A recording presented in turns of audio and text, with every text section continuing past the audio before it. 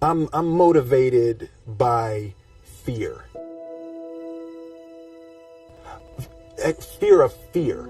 I hate being scared to do something. It's very simple. This is what I believe, and I'm willing to die for it. Yeah.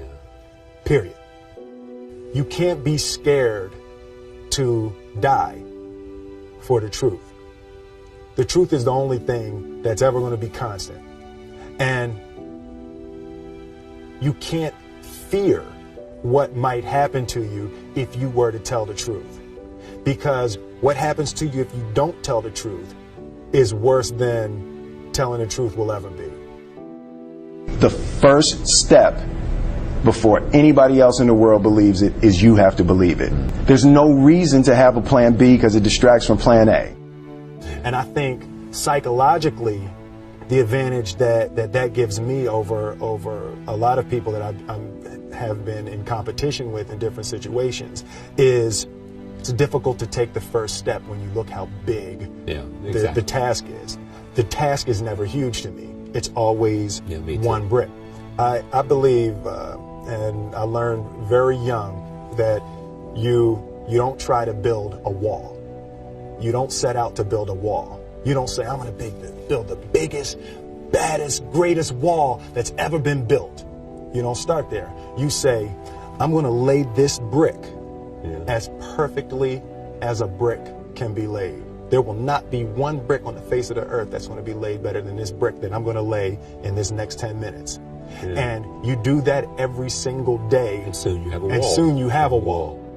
I've never really viewed myself as particularly talented. Where I excel is ridiculous, sickening work ethic. You know, while the other guy's sleeping, I'm working. While the other guy's eating, I'm working. The separation of talent and skill is one of the greatest misunderstood concepts for people who are trying to excel, who have dreams, that want to do things. Talent you have naturally. Skill is only developed by hours and hours and hours of beating on your craft. I always knew that I could work hard enough. There wasn't an issue with discipline, or there wasn't an issue with the ability to sacrifice or the willingness to sacrifice. There's no easy way around it. No matter how talented you are, your talent is going to fail you if you're not skilled. You know, if you don't study, if you don't work really hard and dedicate yourself to being better every single day. This one year, my father had his shop, and he decided for whatever reason that he wanted a new wall on the front of his shop. So he tore down probably about 16 feet high and probably about 30 feet long. He just completely tore the wall down, and my brother and I had to dig a 6-foot hole. For the foundation. For the foundation. We would mix in the concrete by hand. A year and a half. We were building this wall for a year and a half. Every day after school, we would come and mixing concrete, putting it in the hole, doing it. And it was just myself and my little brother. And I remember standing back, looking at that wall, saying, there's going to be a hole here forever. A year and a half later, we laid the final brick. And my father stood back with my brother and I know he planned this. He says he didn't, but I know he had been planning this and writing this for his for the past 2 years. But we stood back, we looked at the wall, and he looked at me and my brother and said, "Don't y'all never tell me that you can't do something," and walked into the shop.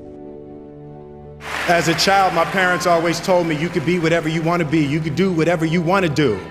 And you know, that office, that position, the highest office on the face of the earth, it was something I heard my parents saying it, but I didn't totally believe it. Yet I went out in the world and I carried myself and I held my head high and I stood there and I looked people in their eyes and I talked to people as if I was deserving of everything that this planet has to offer. I really want to say to children out there and to people who are watching, Confucius said one time, he who says he can and he who says he can't are both usually right.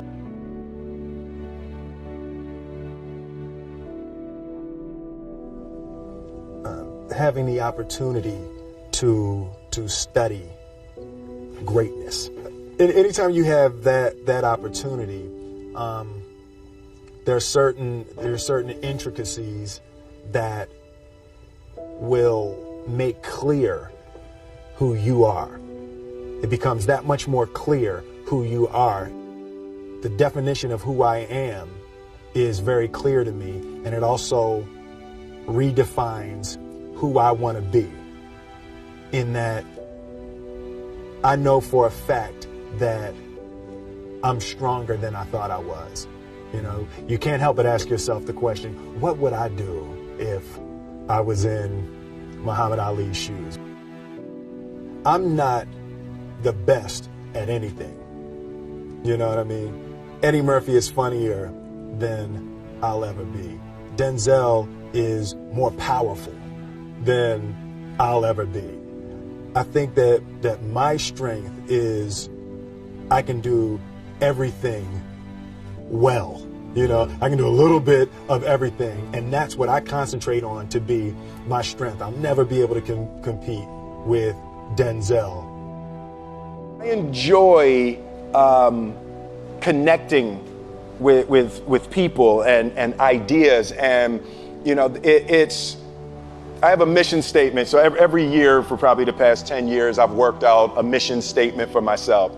And for the last few years, the mission statement has stayed the same, and it's been improve lives, right? So when I go into something, I'm looking for how the quality of this piece could potentially improve lives. But it's all along the way. It's when you make the movie and how you're interacting with people in the process. And the concept of improving lives runs through the center of everything I do. And then I realized that the way to improve lives is to continually improve yourself, right? So with that, every morning when I get out of the bed, I haven't fixed everything in the world yet, so there's always something to do. I want my life, I want my work, my family, I want it to mean something. If you are not making someone else's life better, then you're wasting your time. You know, like your life will become better by making other lives better. A few months ago, I said that I believe that if I chose to, I could be the president of the United States. And I think as I've had a chance to intellectualize why I said that. Yeah. And I think that there's a certain delusional quality that all successful people have to have. You have to believe that something different than what has happened for the last 50 million years of history. You have to believe that something different can happen. The one thing that I truly tried to communicate in the interpretation of Ali is the complex simplicity of greatness. And how greatness is not this wonderful, esoteric, elusive, God-like feature that only the special among us will ever taste. You know, it's something that truly exists in all of us.